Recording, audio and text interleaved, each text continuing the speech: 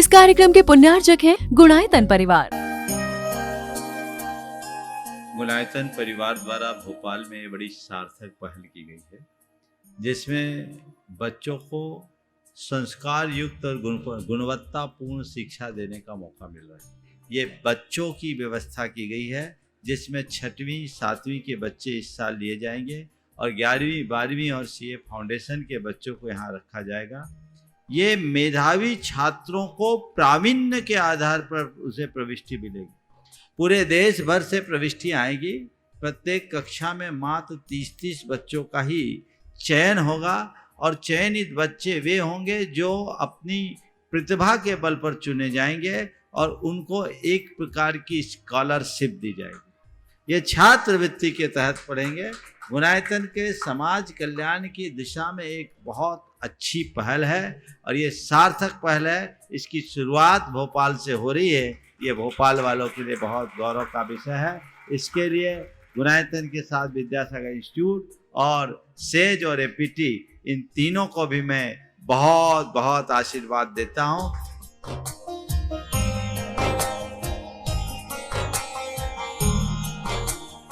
एक आदर्श और व्यवस्थित दिनचर्या का लक्ष्य प्राप्ति में बहुत बड़ा योगदान होता है।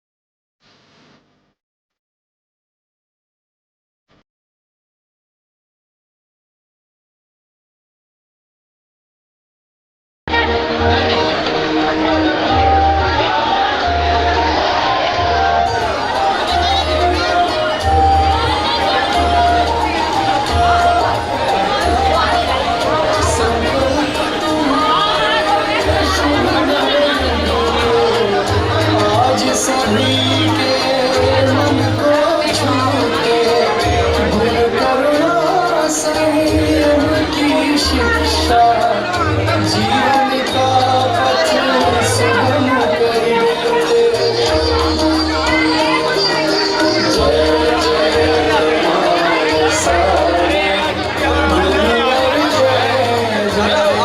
हमारे सारे गुरुवर जय जय।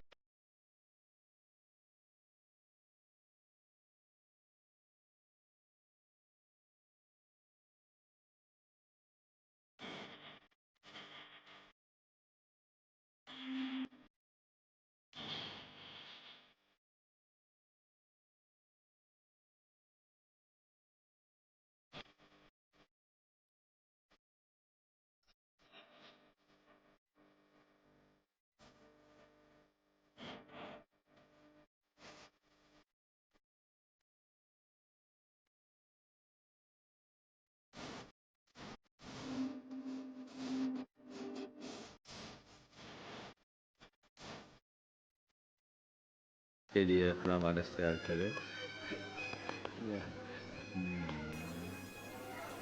नमो अरिहंताणं नमो अरिहंताणं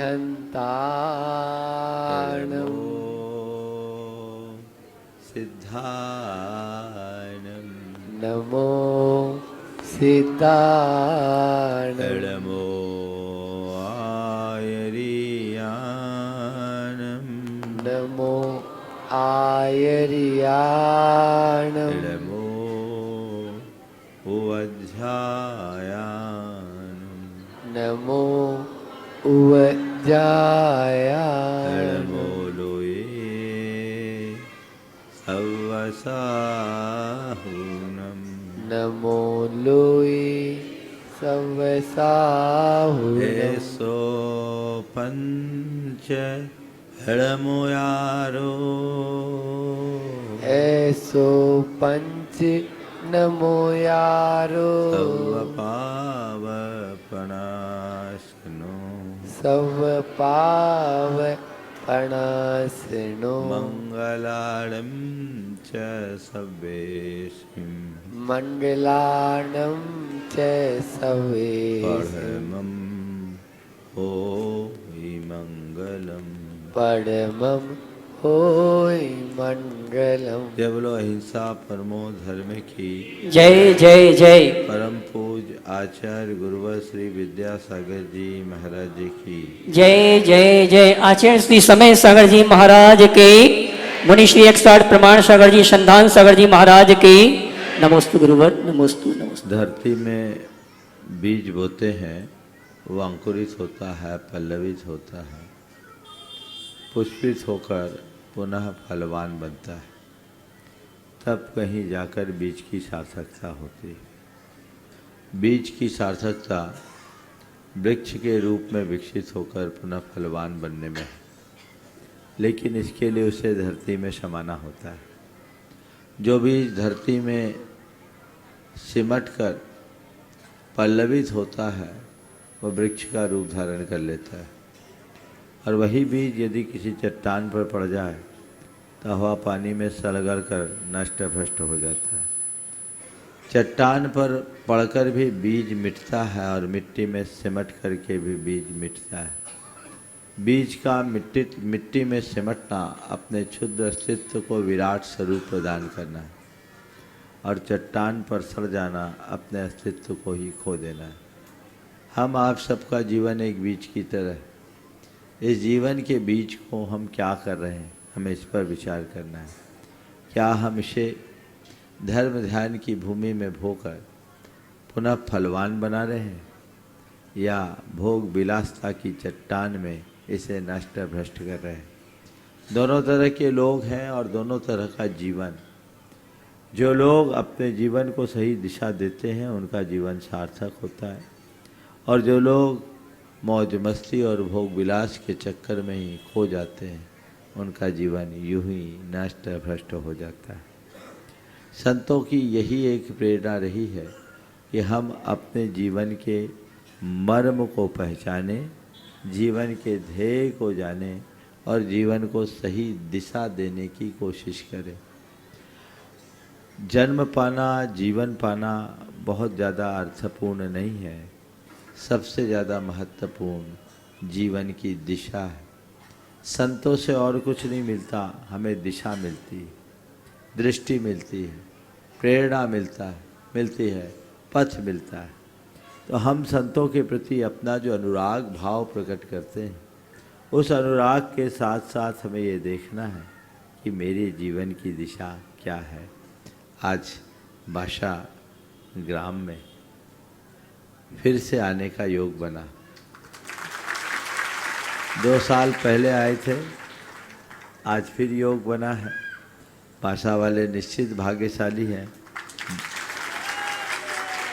बासा बसाई ऐसी जगह है जहाँ गुरुओं का सहज आगमन होता रहता है। और बासा का नाता तो हमारे साथ कुछ अलग ही जुड़ा हुआ है। बासा अलग हो, लोग आते जाते हों, पर भाई प्रेमचंद जी, पदम जी का, ब्रह्मचारी बहन सुनीता दीदी का परिवार तो पूरी तरह जुड़ा हुआ होने के कारण प्रायः हर प्रसंग में बासा का नाम आ ही जाता है। आज आप लोगों ने जिस श्रद्धा भक्ति का परिचय दिया है, ये आपके संस्कारों की अभिव्यक्ति है। आपके यहाँ विगत वर्ष चातुर्मास हुआ। दुर्लभ सागर जी के सानिध्य में आपने यहाँ के मंदिर निर्माण का बीड़ा उठाया है।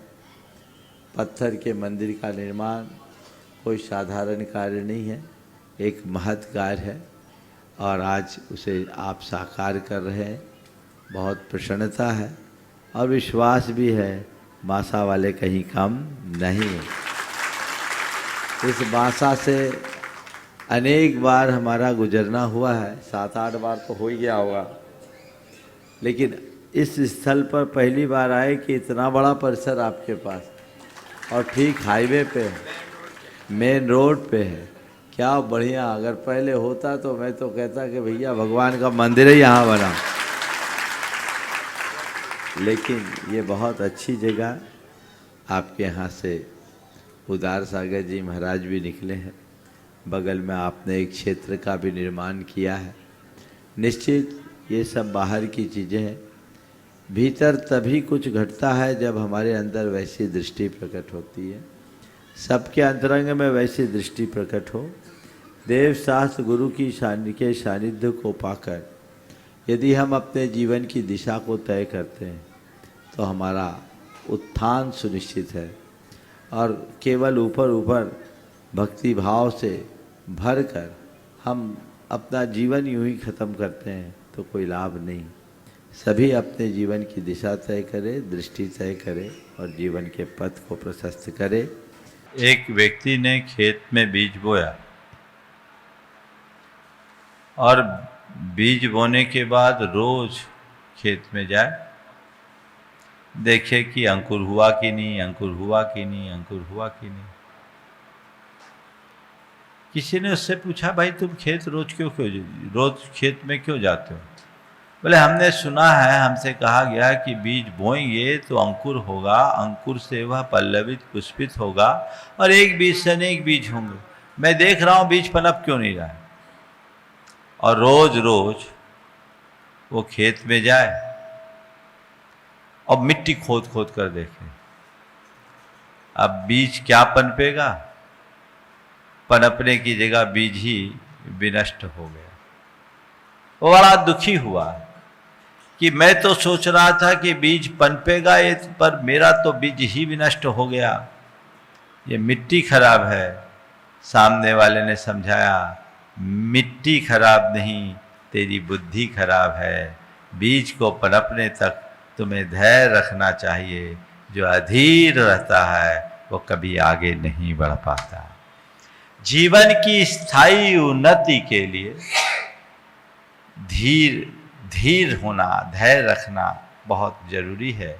और जहाँ अधीरता होती है वह कभी आगे नहीं बढ़ पाता। जो अधीर है वो धैर्य से पहले ही हार जाता है।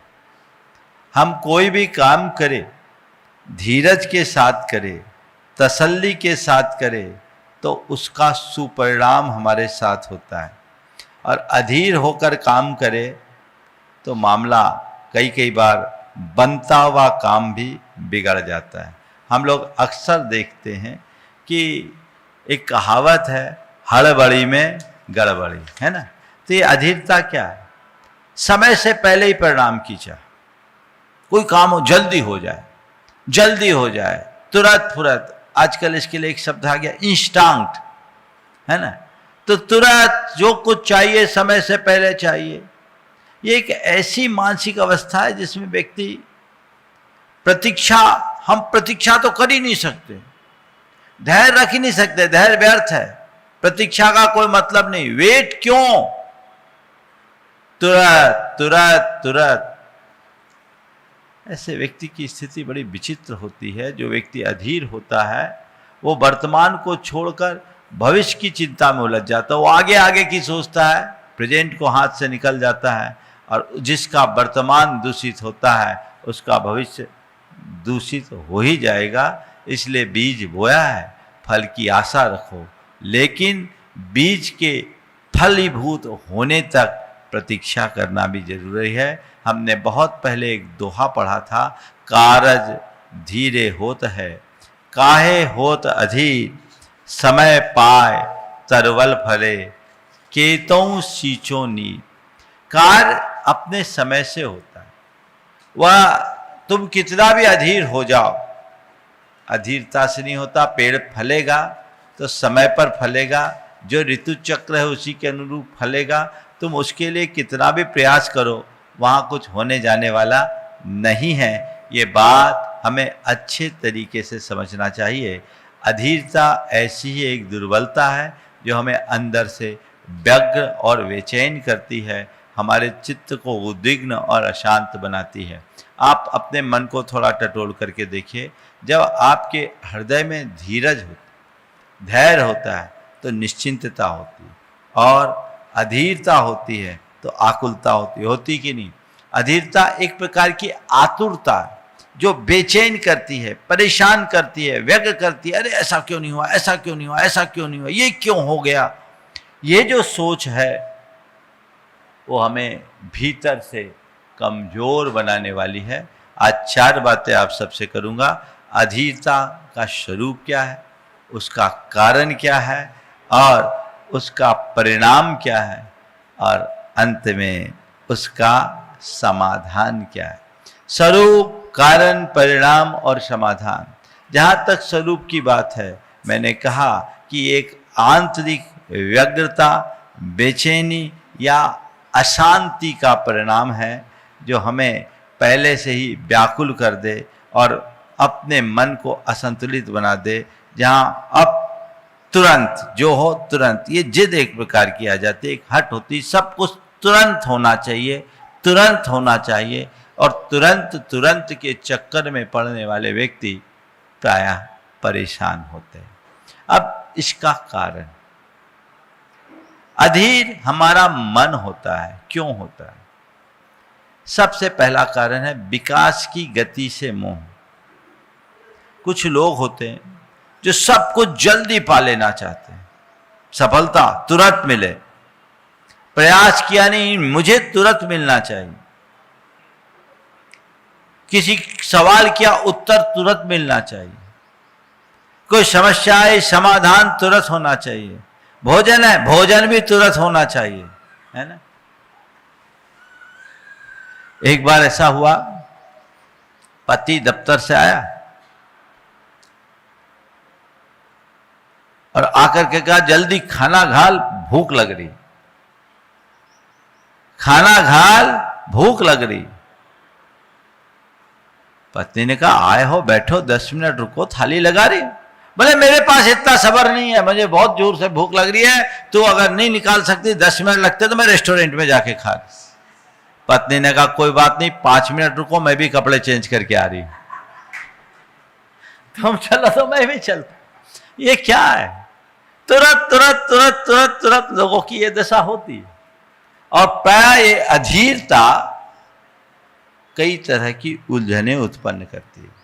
बच्चों ने परीक्षा दे दी, अब परिणाम, जब रिजल्ट निकलेगा तो निकलेगा, पास होंगे फेल होंगे, कब रिजल्ट आएगा, क्या होगा, कैसा होगा, कैसा। अरे भैया तूने पेपर लिख दिया, ठीक है, अब पेपर लिख दिया तो आएगा, रिजल्ट जब आना होगा तब आएगा। अब उसको लेकर तू अभी से उलझ करके बैठा रहेगा तो क्या होगा?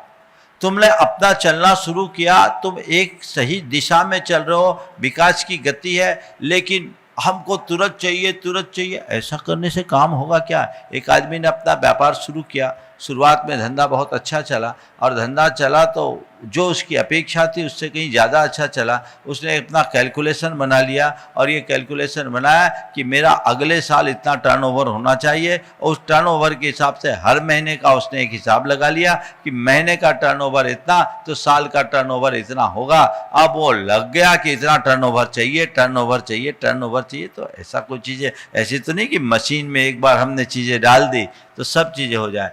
अब वो परेशान, मेरा व्यापार नहीं चल रहा, डिप्रेशन में आ गया, बोले व्यापार नहीं चल रहा। मैंने सोचा था मेरा व्यापार जैसा चला, जिस अनुपात से चला, मैं सोच रहा था हर महीने हमारे लिए 10% की ग्रोथ होगी, पर महाराज जी ग्रोथ ही नहीं, जहाँ के तहाँ मेंटेन हो रहा है, क्या करें। हमने कहा भैया आगे नहीं बढ़ पा रहा है, इसकी फिक्र क्यों करता है, पीछे नहीं हो रहा है, इसकी खुशी तो मना, कम से कम जितना उतना तो स्टेबल रहा। अभी तो समय ऐसा है कि कई लोग अपने निर्धारित लक्ष्य से बहुत पीछे हो जाते हैं।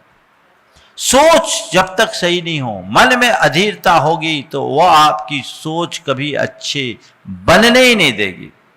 धैर्य होगा, सब काम होगा। तो पहला कारण विकास की गति को से मोह, हर चीज को जल्दी पा लेने की इच्छा, ये जब तक मन में बनी रहेगी हड़बड़ी होगी, और जहां हड़बड़ी होगी वहां गड़बड़ी होगी। दूसरा है अति अपेक्षाएं। हमारे मन में अपेक्षाएं बढ़ जाती है, और जब अपेक्षा समय से अधिक हो जाती है धैर्य टूटता। हमने कोई चीज के लिए सोचा ये काम इतने समय तक हमको कर लेना है, अब नहीं है। अब एक सज्जन अपनी बेटी की शादी के लिए परेशान, आजकल ज़्यादातर लोग परेशान हैं। हमने कहता है इतने परेशान क्यों, हम ही लोगों के रास्ते को अपना लो, फिर सोचने की बात नहीं। पर चिंता मत करना, हम लोग इस रास्ते को इसलिए अंगीकार नहीं किए कि हमारी शादी नहीं हुई, हमें करनी नहीं थी इसलिए हुए, है ना। तो ये जिसकी नहीं हो निकलेगा तो फिर भी सफल नहीं होगा, लेकिन जिसके हृदय में बैराग होगा उससे सफल और कोई दूसरा नहीं होगा। तो वो परेशान कि बेटी का संबंध नहीं हो रहा, बेटी का संबंध नहीं हो रहा, बेटी का संबंध नहीं हो रहा। बहुत दिन से महाराज जी को उपाय बताइए, को उपाय बताइए। हमने बोला क्यों परेशान हो रहे? बोले कितने साल की उम्र हो गई? बोले महाराज जी 30वां लगने वाला है। हम बोले तुम्हारी शादी कितने साल में हुई थी? बोले 30 साल में हुई थी। तो हम बोले बराबरी तो है, चिंता करने की क्या जरूरत है। जब तुम खुद की शादी 30 साल में किए और उसको स्वीकार कर रहे हो, तुम्हारी बेटी के लिए 30, अरे महाराज उसकी सारी सहेलियों की हो गई। अरे हो गई तो हो गई, अब जब होना होगा तभी ना होगा, तुम प्रयास तो करे। बोले महाराज इसीलिए तो आया हूँ, बात चलती है और अटक जाती है। बोले जब होना होगा तभी होगा। तुम दूसरों के साथ अपनी अपेक्षाएं मत जोड़ो, इन सब चीज़ों को समय के हिसाब से स्वीकार करोगे तो तुम्हारे अंदर की अधीरता समाप्त हो जाएगी। तो जब हम अति अपेक्षाएं अपने मन में जगा लेते हैं तो अधीर हो उठते हैं। और तीसरा कारण है भय और असुरक्षा का भाव। जब मन में किसी प्रकार का भय होता है, अरे कोई छूट ना जाए, कुछ खो ना जाए, कोई हम पर अटैक ना कर दे, किसी तरह का नुकसान ना हो जाए, तो वहाँ बड़ी अधीरता होती है। आदमी उस समय सहज नहीं रह पाता, व्याकुल हो जाता है। तो ये जो चीज़ें हैं वो हमारे मन को अंतरंग से तोड़ देती है, कमज़ोर बना देती है, तो हम अधीर हो जाते हैं। और चौथा कारण है अविवेक। अविवेकी व्यक्ति हड़बड़ उतावला होता है, और उस उतावलेपन में कई बार अपने उपकारी को भी नुकसान पहुंचा देता है। वो कहानी आप सबको पता है, जो कहानी एक नेवले और सांप वाली कहानी है। घर का नेवला जो घर के परिवार के सदस्य के रूप में था और बच्चे को एक सांप डसने के लिए आ रहा था। नेवला ने देखा और सांप का काम तमाम कर दिया। यह सोचकर कि मेरे इस कृत्य की मुझे शाबाशी मिलेगी, वो दरवाजे पे खड़ा हो गया। उसकी घर की मालकिन कुएं से जल लेकर घड़ा लेकर आ रही थी। देखी मुंह में खून से सना नेवला है। उसे लगा कि जरूर इस नेवले ने मेरे बच्चे के साथ छेड़खानी की है, और आओ देखा न ताओ, पानी का घड़ा उस नेवले पर पटक दिया। नेवले के प्राण पखेरु उड़ गए। अंदर कमरे में जाके देखी उसका बच्चा आराम से खेल रहा है और एक भयानक विषधर के टुकड़े टुकड़े उसका छत विक्षत शरीर दिख रहा है। तब उसे समझ में आया, अरे मैंने कितनी जल्दी कर दी। तथ्यों को जाने बिना निर्णय लिया। काश मैंने सोच समझकर काम किया होता। ये नेवला कितना उपकारी, मेरे परिवार के सदस्य की तरह रह रहा था और मेरे बच्चे की जान आज उसने बचाई, पर मैंने अपने अविवेक से प्रेरित होकर थोड़ी सी हड़बड़ी की और ये हो गया। आप अपने अनुभवों को ध्यान रखें। आपके जीवन में ऐसे अनेक अनुभव होंगे जिसमें आप ये महसूस कर रहे होंगे कि मैंने हड़बड़ी में गलत जवाब दे दिया, हड़बड़ी में गलत निर्णय ले लिया, हड़बड़ी में गलत स्टेप ले लिया, हड़बड़ी में हमने गलत व्यवहार कर दिया, मुझे ऐसा नहीं करना चाहिए था। आएगा, आपके मन में आएगा। अगर व्यक्ति विवेकी होगा तो कोई जल्दी नहीं करता। वो हर बात को बड़े इत्मीनान से करता है, सोच समझ कर करता है। और कुछ लोग ऐसे होते हैं, पहले बोलते हैं बाद में सोचते हैं। जो बोलने से पहले सोचते हैं वे कभी विफल नहीं होते, और बोलने के बाद सोचने वालों की दशा सोचनी बन जाती है। सोचकर बोलो, विवेक से काम करो। अविवेक का काम क्या? अविवेक में अतिरेक होता है, वो हमारे जीवन को बेहद नुकसान पहुंचाता है। इसलिए अपने जीवन को विवेक के साथ मंडित रखना चाहिए। तो ये कारण हमारे सबके अधीरता का कारण है। कोई भी है तो परिणामों से मोह, अति अपेक्षा और आपके जाकर भय, असुरक्षा और अविवेक, ये चार ऐसे सबल कारण हैं जो हमारे मन को अधीर बनाते हैं। और उसका परिणाम क्या है? निर्णय में त्रुटि। अधीरता में लिया गया निर्णय प्रायः पश्चाताप का कारण बनता है। कोई भी निर्णय आप हड़बड़ी में लोगे, गड़बड़ी होगी, बाद में पछताओगे, अरे जल्दबाजी कर दी, थोड़ी सी समझदारी रखी होती तो ठीक होता, हम चूक गए, ये चूक ठीक नहीं है, ये हमारे लिए ठीक नहीं है। इस तरह के भाव मन में आते रहते हैं। इसलिए जब कभी भी अधीरता की बात आए, थोड़ा ठंडे मिजाज से सोचो। अच्छा निर्णय हो, कोई बड़ा निर्णय हो, एक मन में ये निर्णित कर लो कि कोई भी निर्णय हड़बड़ी में नहीं लेंगे। थोड़ा स्पेस होना चाहिए। जरूरत क्या है?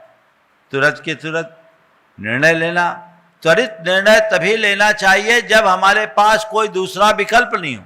कई मौके ऐसे आते हैं जिसमें हमें स्पॉट पर तुरंत निर्णय लेना पड़ता है, तो तुरंत निर्णय लें। पर तुरंत निर्णय लेने में भी जिनको औचित्य का बोध होता है, जो प्रत्युत्पन्नत्व के धनी होते हैं, उनका हर निर्णय सही होता है। कदाचित कोई गलत निर्णय भी हो जाए तो उसे सही साबित करने में समर्थ हो जाते हैं। लेकिन जिनका विवेक अजागृत होता है, वे हड़बड़ी में, उतावली में आकर कोई भी निर्णय लेते हैं, वो निर्णय दुखदायी बन जाता है। ऐसे निर्णय से बचें। तो जब भी आप ऐसा काम करेंगे, आपके गलत निर्णय होंगे, तो गलत निर्णय का परिणाम गलत होता है। एक गलत निर्णय जीवन को बहुत पीछे ले जाता है। कई ऐसे मौके आते हैं, चाहे आप किसी व्यापार से संबंधित हो, या अन्य पारिवारिक निर्णय हो, या अन्य किसी प्रकार के सामाजिक व्यवहार का निर्णय हो, अथवा अपने कार्य क्षेत्र का और भी कोई प्रसंग हो। आपने जल्दबाजी में निर्णय लिया और वो निर्णय जीवन भर के पछतावे का कारण बन जाता है। एक निर्णय लिया और वो कारण बन गया। क्यों? हमेशा ध्यान रखना, ये जो अधीरता आती अहंकार के कारण, उत्तेजना के कारण,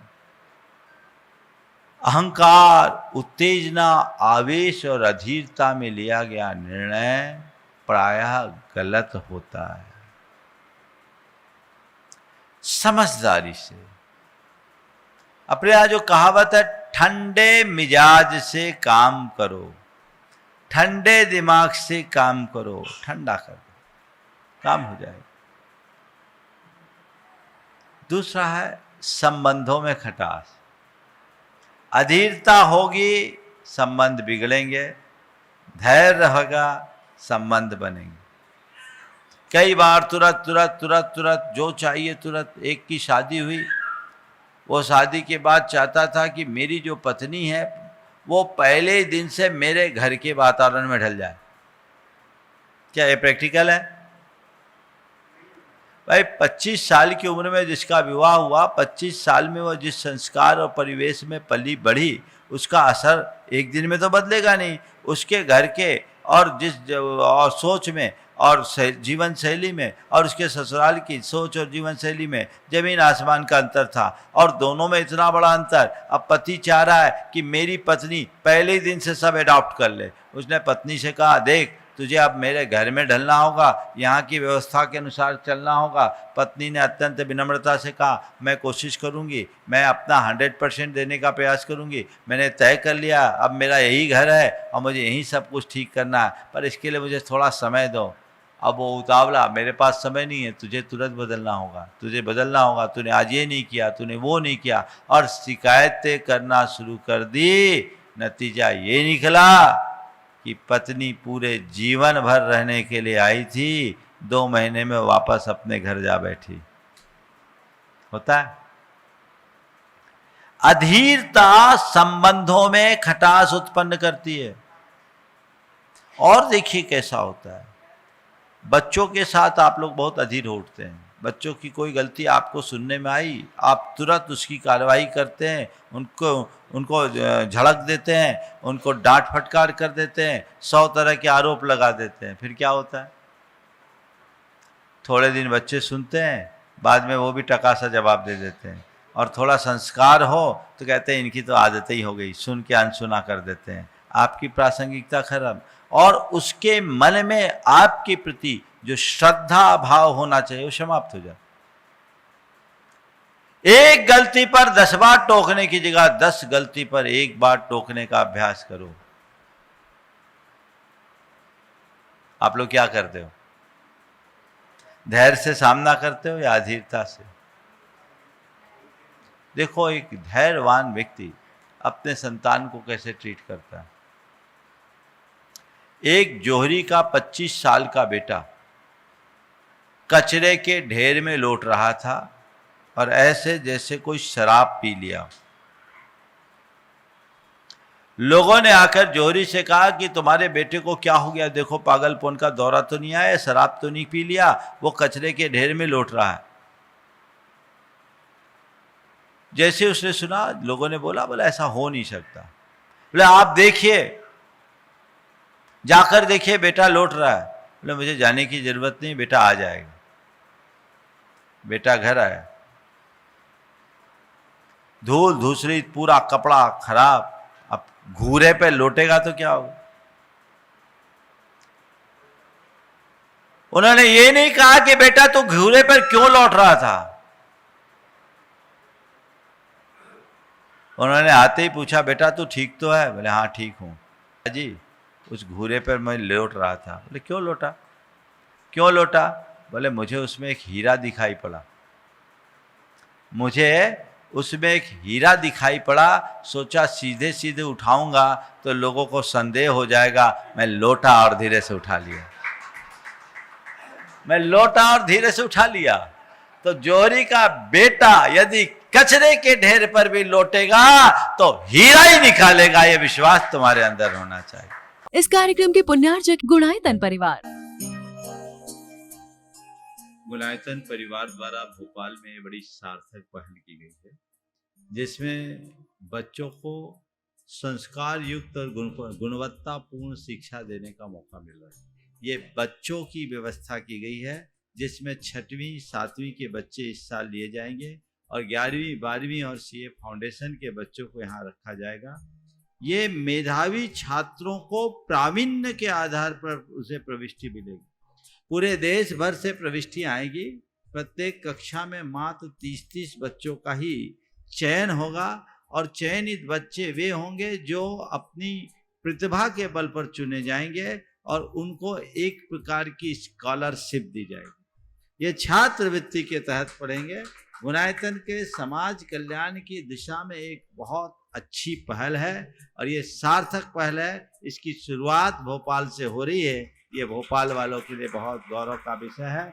इसके लिए गुणायतन के साथ विद्यासागर इंस्टीट्यूट और सेज और एपीटी इन तीनों को भी मैं बहुत बहुत आशीर्वाद देता हूँ।